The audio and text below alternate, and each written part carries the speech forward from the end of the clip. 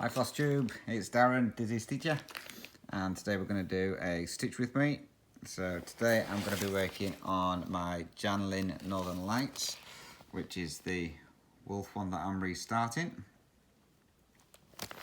So this is the one that's on 14 count black Ada. So let me get you zoomed in a bit so we can see what we're doing. So this one, the part that I'm working on is obviously the big wolf in the sky. Now this one is all done on with one strand of floss. So I'm going to show you how I start with my single strands. So what I generally do, this is where I'm going to be starting here. So I go in a couple of squares across and up, so that you're coming down at a diagonal. So I don't like to really use the pin stitch to start ones off because I always end up getting it wrong. Or you can guarantee I'll put it in the wrong spot and then I need to frog it. And as I mentioned before, trying to get a pin stitch out is really hard because the only way really of doing it is cutting your floss from the back. So then go down here as I'm doing the first leg, but don't pull it all the way through. Come back up, pull it, and then once it starts snagging, then pull this one through. Now I don't go all the way through, just pull it part the way through, so as you can see there's still a little bit hanging out there. Then complete your stitch, and that is now secured. So that's not going anywhere. And then I do my next stitch.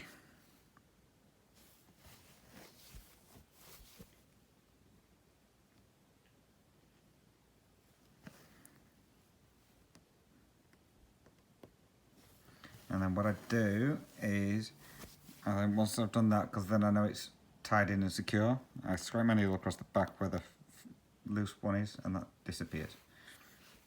And then that's that fully anchored in, so it's not going to move anywhere. And then you're ready to carry on stitching. So, got a couple of comments on my last stitch with me about some kind of subjects to talk about. So what I'm going to do is I'll go through some of those.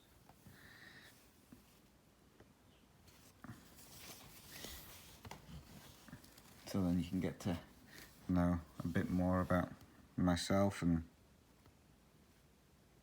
why I moved over to Australia. So one of the questions I got asked was, have I always wanted to, sorry, I've disappeared out of the view here. Let me just zoom it out a little bit and get you in. Have I always wanted to live in Australia? So I have kind of mentioned this before on one of my normal YouTube videos, but no, I haven't always wanted to live in Australia. I've always liked the idea of visiting Australia. Sorry, I got my pan in the wrong spot, I'm just moving it. So yeah, I've always wanted to visit Australia. I mean, obviously you see all the programs about what it's like down under, and you're like, ooh, I like the look of that one. So I was like, let's go and have a look, see what it's like. So it took me a while, but I managed eventually to get over here, which was in 2010, after I'd had my brain surgery.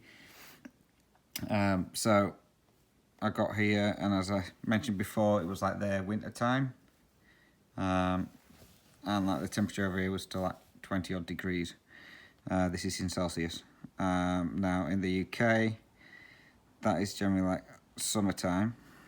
In the UK it doesn't get very hot, although saying that, since I moved over here, it has warmed up a lot more in the UK. So whether that's down to global warming or what, I have no idea, but normally the highs in the UK we get to is maybe around about 26-27 degrees Celsius in summer. The year I moved over here, it got up to, well, I moved over in 2018, 2019 it got up to 35.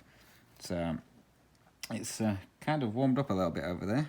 So, but anyway, I'll say I came over here on holiday, loved the weather, and how clean it was compared to over in the UK. I mean, over here, when I first moved over, when I was on holiday, I was in a place called Surfers Paradise, which is on the Gold Coast. And over there, it was so clean. I mean, you could go out, say on a night out, and by the end of the night, the streets were like all rubbish all over the streets from people going for something to eat afterwards, you know, like takeaways, and just throwing the rubbish all over the floor. And then you could get up and come back out, say, 4 hours later, and it would be absolutely spotless. The council people would come out and just clean all the rubbish up, hose it all down. Now, I don't know whether that's just mainly because it's like a tourist area, but it was absolutely spotless by the time you came back. So, and I was like, oh, this is really good. So I came back off holiday and I was like, I wouldn't mind actually living in Australia. So that's when I started looking into what I could do to get over here, and then start saving, because I knew it wouldn't be cheap, and it wasn't. So I had to save up for a fair bit to get over there. So I came over in 2010, and it was 2018 when I moved over here. So that's how long it took me to get everything organised for what I needed to do. No regrets, absolutely love it over here. Although from being over here, obviously you get acclimatised to the weather. So now, like, it gets down to like 16 degrees, and it's absolutely freezing. Whereas in the UK, 16 degrees, I would still be sat outside in the garden or something like that. Bearing in mind though, it did get down pretty cool the other day. We got down to, I think it was -2. But whereas in the UK, -2, your car would be frozen up in the morning, and it wasn't frozen, which I was quite surprised at. It was just really, really cold. So that's one of the main reasons I moved over here. So another question I got asked is, what's the difference? What are the differences between the UK and Australia? Now, obviously, the weather-wise, I'd say it's a lot warmer than it is over in the UK. I mean, temperature last summer, I think we got up to something like 46 degrees Celsius, which I was speaking to one of my stitching friends on Zoom, and I think they were there, it was like 120 degrees Fahrenheit or something like that. So yeah, it gets pretty warm.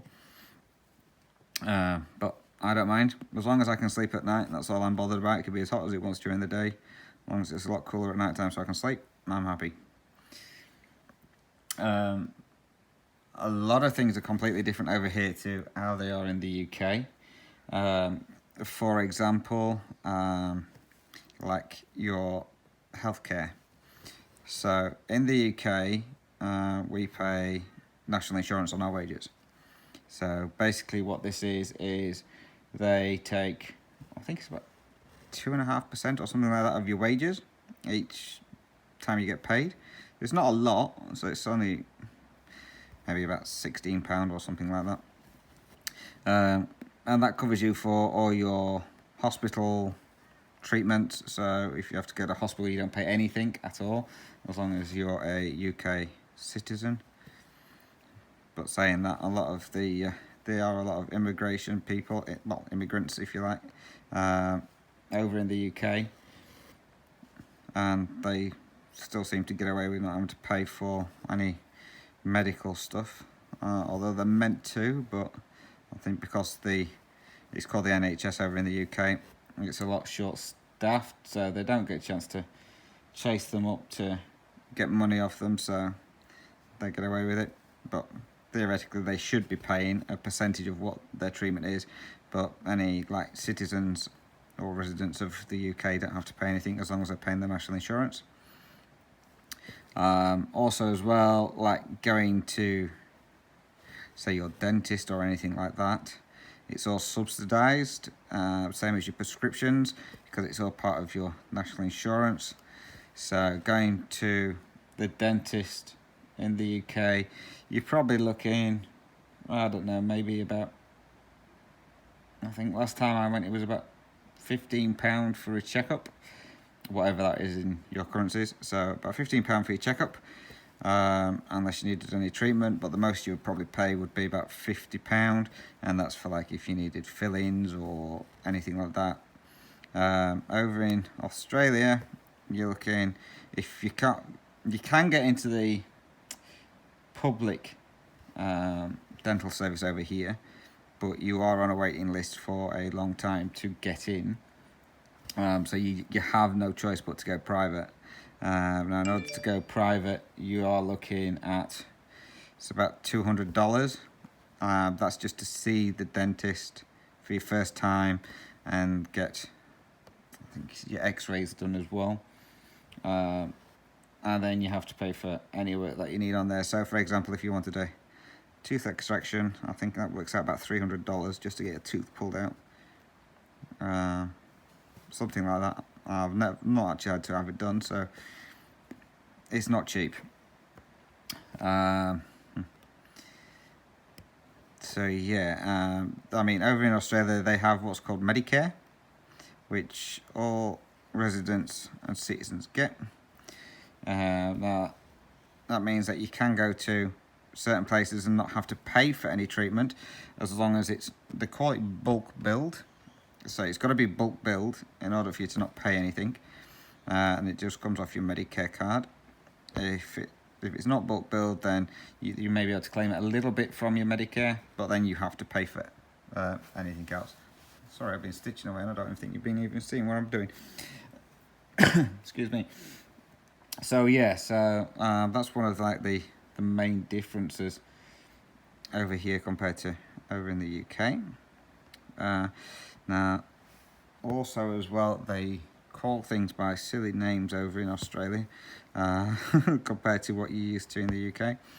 For example, if you've watched my latest YouTube one, you'll notice that we call them flip-flops over in the UK. Over here, they call them thongs. I don't know why they call them thongs. So of course when you first get over here and someone says, have you seen my thongs or anything like that, you're like, well, why would I want to be looking for your thongs? Thinking obviously your underwear, and it's not. It is actually flip-flops. So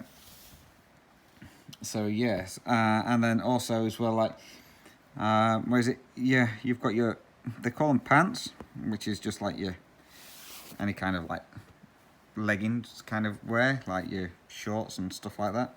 But then if you're on about trousers or jeans, they generally call them long pants. And it's like, well, what's the difference, really? So yeah, and then you've got all sorts of different stuff. And it is true, a lot of people do say fair income over here. Not so many people say good day, like you see on all the TV shows. Well, not where I am anyway. They generally just say, how are you? Or how's it going? But yeah, they do say the Fed income part. So you'll say something, they've got a Fed income. Yeah. So luckily I haven't picked all that lingo up yet. I think that would confuse my family back over in the UK with them trying to figure out what I'm talking about. They've already got used to me saying thongs instead of flip-flops, so... Now also as well over here, things work a bit different as well if you drive. Now in the UK it is compulsory that you have car insurance, and you also have to have a MOT done on your car each year, just to make sure that it's still roadworthy. And you have to have those before you can renew your tax, which is your road tax for your car. Over here, it doesn't work like that. So over here, you only have to have a roadworthy, as they call it, so an MOT. If you are selling a car or buying a car, it has to come with a roadworthy to say that it's fit for the road. Sorry, bear with me. I'm just trying to do this pin stitch. So yeah, so you have to have that. The insurance side of things is not compulsory. Now, over here, when you pay your road tax, it does come with you've got the option of having third party only cover with your road tax. So you don't have to have it. So So yeah, so it comes with the with that, and then anyone can just drive your car, basically. So as long as you've got it set, there's no restrictions on it. Like if you have it insured, if you do decide to take insurance out, you can choose whether you want it restricted to like people over 25 only can drive your car, or not. So if you don't have that, then anyone can just get in your car and drive it. They are covered under the third party only cover. But yeah, other than that, you don't have to have insurance, which is a bit strange because I'm not used to that one.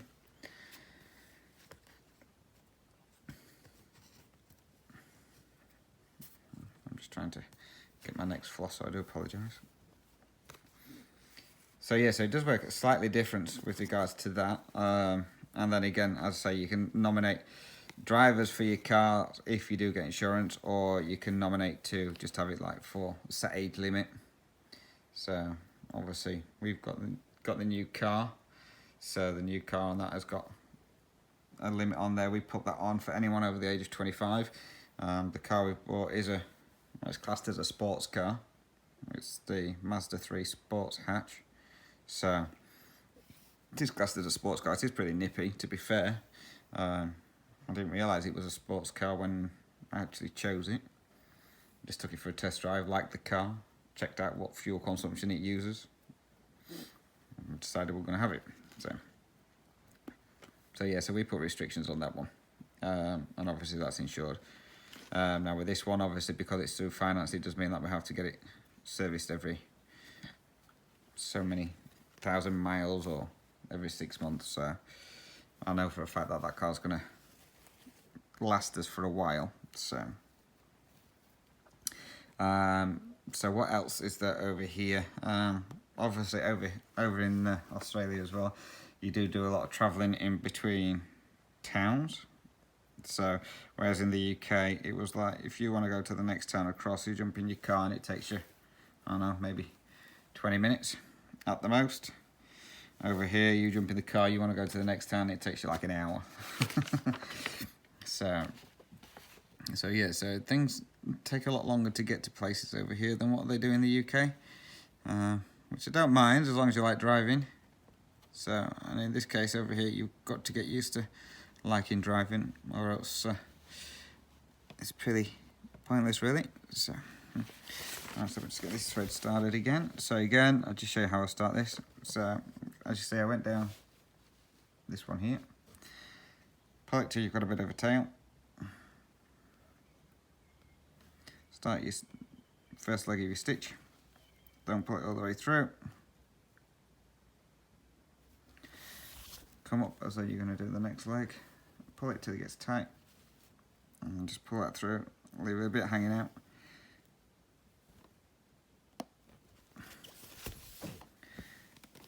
And complete your stitch. And that's that anchored.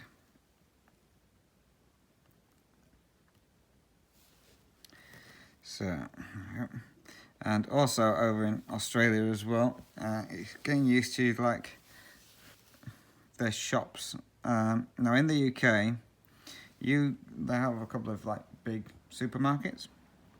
Now you go to the supermarket, and not only can you buy your groceries, you can buy electrical items, you can buy your CDs, DVDs, all your pharmacy stuff, clothes. So it's all under one roof, basically, for your supermarket. Over here, you go to a supermarket and you can buy groceries. And that's pretty much around about it. Groceries, maybe magazines, and just your general, like, painkillers and stuff like that. You can't get, like, your prescriptions or anything like that. So that's a bit different. So it's a case of, like, if you want to get anything like that, you have to go to all the different shops in order to get those. So that's a bit strange over here as well. And also over here for vegetables, if you want vegetables, you have to pay for vegetables. They are not cheap at all. For example, in the UK, you wanted a broccoli. Now your broccoli would probably cost you about 50 pence. So it's not dear. Over in Australia, you want a broccoli, you're looking at anything up to $9 a kilo for broccoli, which is really, really expensive now. I don't know why they don't have set prices. The prices vary all the time for your vegetables. So 1 minute your broccoli could say be $2.50 a kilo, and you can go in 2 days later and it'd be like $10 a kilo. It's absolutely ridiculous. And then your fruit is not cheap either. So like for example bananas, you want a banana, 1 minute it's like $2.50, the next minute it's like $6 for a kilo of bananas. It's absolutely ridiculous. But yet your junk food, so your takeaways, anything that's not good for you, is cheap. You want to be healthy eating, you've got no chance. I actually did a survey for one of the shopping centres over here as to what I thought of their store, because they just had a redo. And I told them that obviously healthy eating is not an option over here. Your prices are way too expensive. So, needless to say, I never heard anything back from them, but hey, at least they don't know what I think. Also as well over here, like I say, I don't know what it's like where you guys come from, but fuel.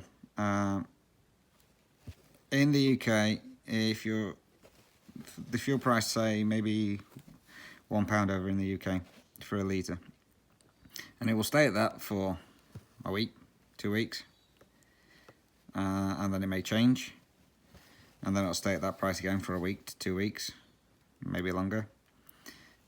In Australia, your fuel will start at say $1.20. The next day it could go down to $1.10. The day after it could go back up to $1.45. So you can't keep track on what the fuel prices are. In the UK you only have like diesel, petrol, and that's about it really. So your unleaded petrol and your normal petrol. In Australia you get your diesel, your normal petrol, 3 different types of unleaded petrol, and then you've got your gas, because some cars have got gas conversions. So yeah, so some things are a lot different over there than what they are over here. One good thing I do like about over here though is with regards to your road tax. You know how much you're going to be paying based on the amount, the cylinders that your car has. So if it's a 4-cylinder car, you'll pay X amount per year. So it doesn't matter what car you've got, so it could be a top end range car or it could be just a old banger, and you know it's going to cost exactly the same. So that's one good thing I like about over here. So I am getting used to it. It's like normally you go to the shops and it's like, well, I'm not paying that, it's way too expensive, thinking obviously of the prices back in the UK. And then after, well, saying I'm getting used to it, it's taken me over nearly 2 years to get used to it, and going, oh, that's not too bad now. Oh yeah, we'll have that, that's not dear. So, and then like food size over here, compared to over in the UK, like you get your bottles of soft drink from the shops, and in the UK you think the cans on that are a reasonable size. You get over here, the cans in the UK look tiny compared to the ones over here. They're massive.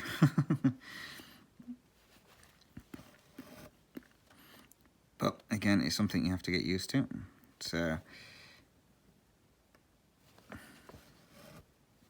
So that's some of the different variations with regards to the UK and over here. So would I want to go back to the UK? Holidays, yes. Maybe like winter time in Australia, go to the UK, because then it'll be summer, and then winter time in the UK, come back to Australia. At least I'll be constantly warm. Sorry about that, guys. Typical. You try and do something and somebody rings you. So I'll just try and get things back to where I were. Right. So yes, I can't remember what I was talking about now.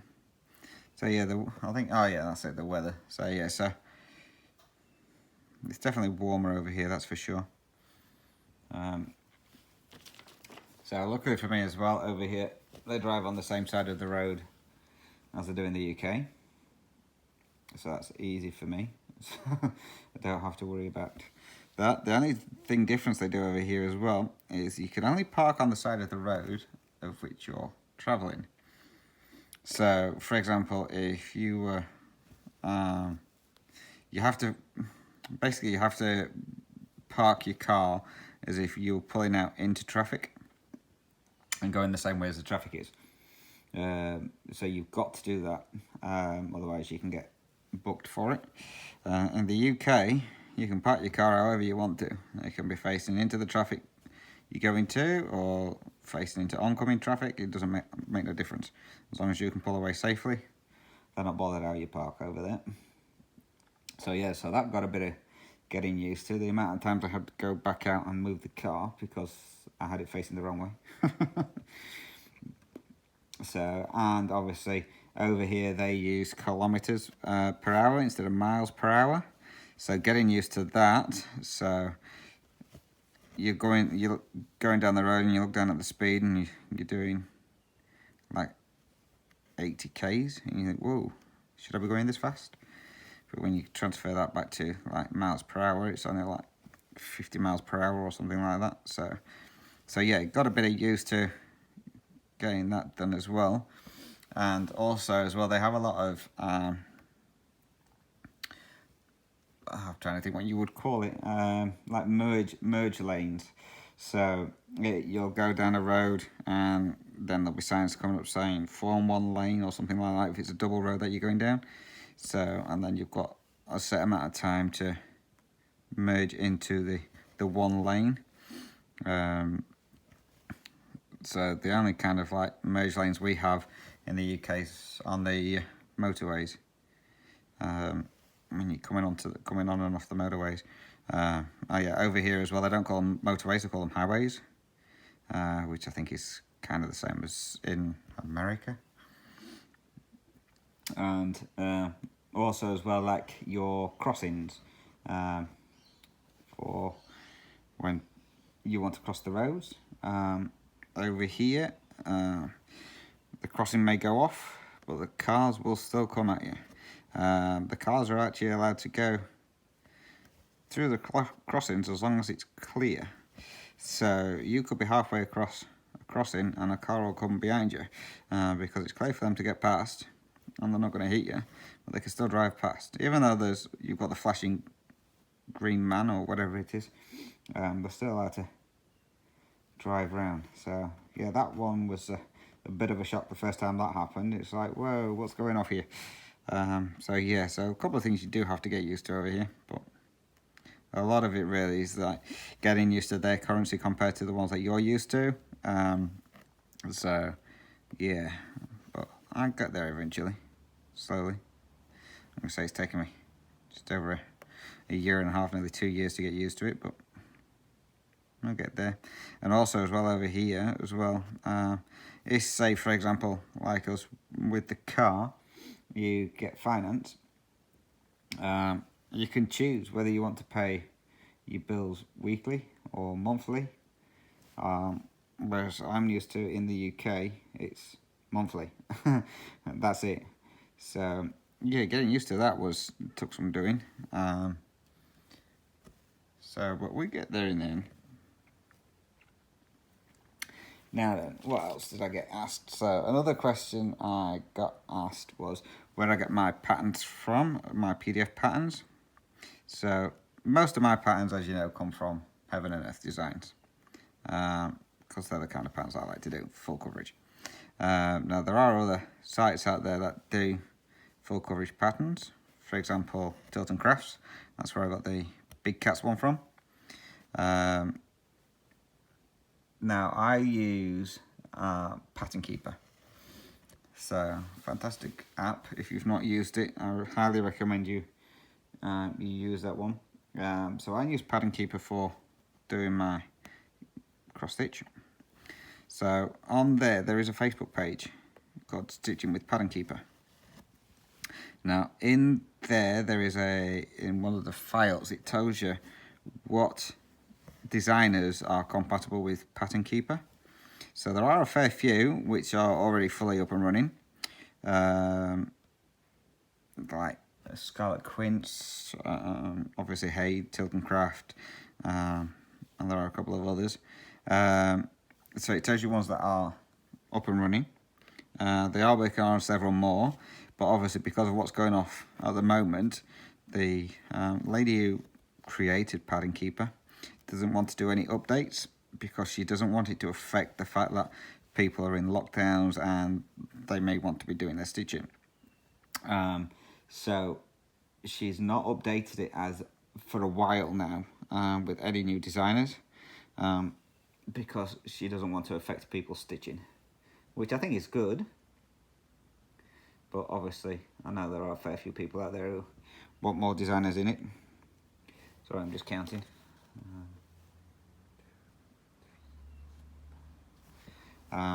So yes, so that's where I get mine from. Like I say, there are a lot of different designers that are on there. I think there's about maybe 15 designers that are compatible with that. So I think there's Charting Creations or something like that as well.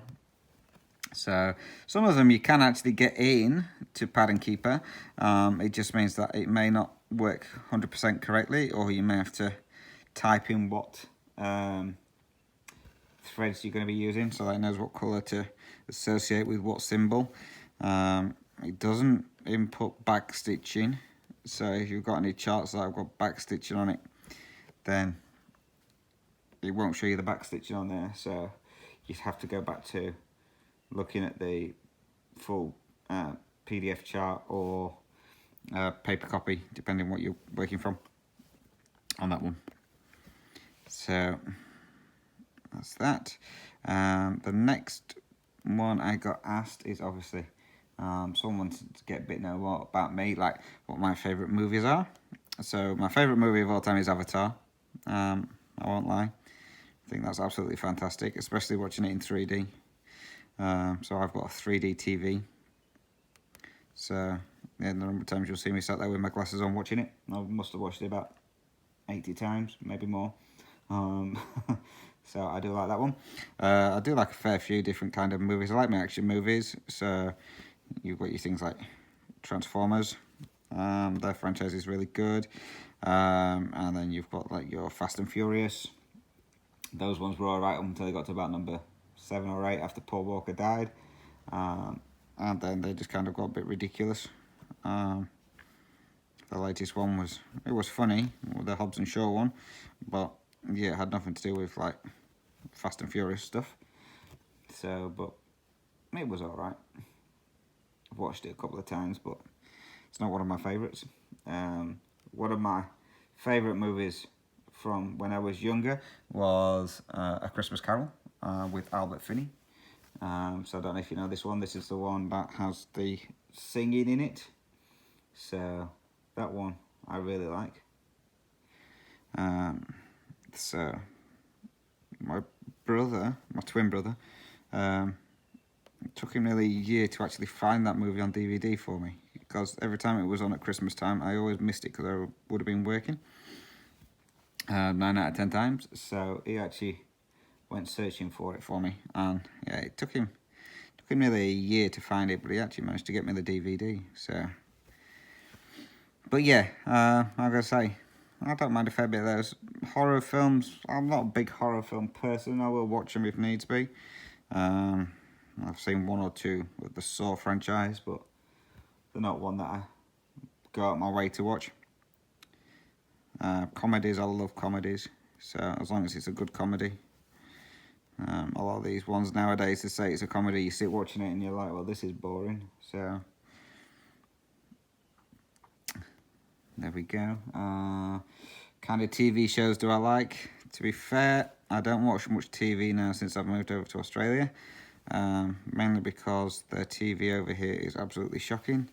In the UK, you used to, if you pay your TV license in the UK for any channels that don't have adverts in it. So the only one over in the UK that doesn't have adverts is BBC. So watching anything on BBC, you know, you're not going to get any adverts. If you watch any of the channels with adverts, then 9 out of 10 you'll get, I think it's about 3 adverts in an hour program. Over here, in Australia, you will get about 3 adverts in the space of 20 minutes. So, and normally a program that would last, say, an hour, will last an hour and a half to 2 hours, because there are that many adverts, and the adverts are not on for just like a minute or two. They are on for like 10 minutes, 5-10 minutes. It's absolutely ridiculous.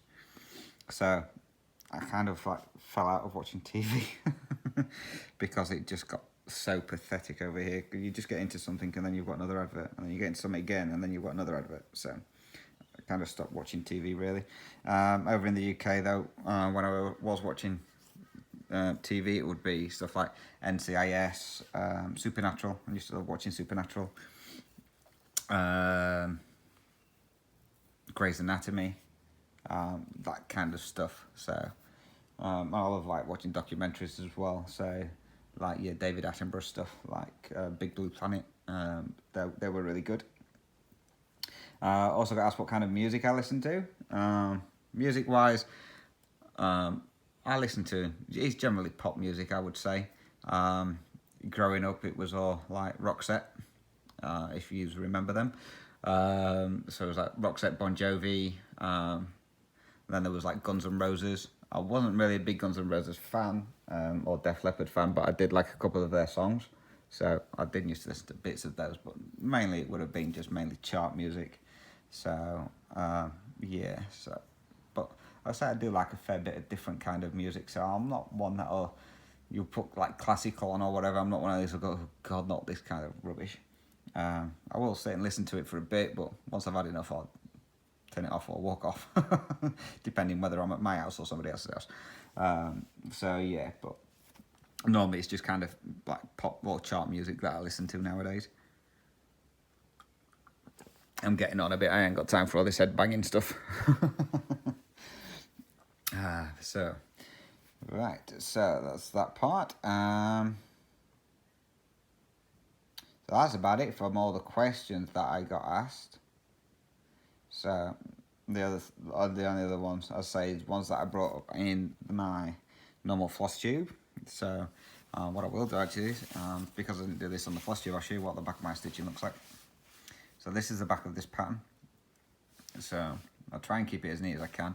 There are the odd ones where for some reason I've run it across. I don't know why. Normally on this one, because it's single strand, I normally just end it and then start it again where I needed to. But I'm gonna say there's only, I think, the one really where I've done that. So that's what the back of my stitching looks like on this one. So that's that one. So I'm going to end the stitching here, guys, because I've got stuff I need to get sorted out. So hopefully you enjoyed this one as well. So I'll zoom in so you can see the whole thing. So yeah, so we've not done too bad. We've done a fair little bit. Again, any comments or any questions, feel free to drop them in the comment box below, and I'll answer those probably in my next Stitch With Me. I'm trying to keep the Stitch With Me ones and the normal floss tube ones in those kind of videos. So any questions on the Stitch With Me's, I'll put in the answer in the Stitch With Me's. Any for the normal floss tube ones, I'll answer in those ones. It kind of makes it a bit easier then for people who aren't into Stitch With Me's, getting asked a question that they don't know what we're talking about. So again, any other options, if you want to email me, you can email me at dizzystitcher@gmail.com, or I'm on Instagram as well. You can message me on there, and that's at dizzystitcher. So with that said, guys, stay safe, happy stitching, and I will catch you in my next video. Catch you later, guys. Bye bye.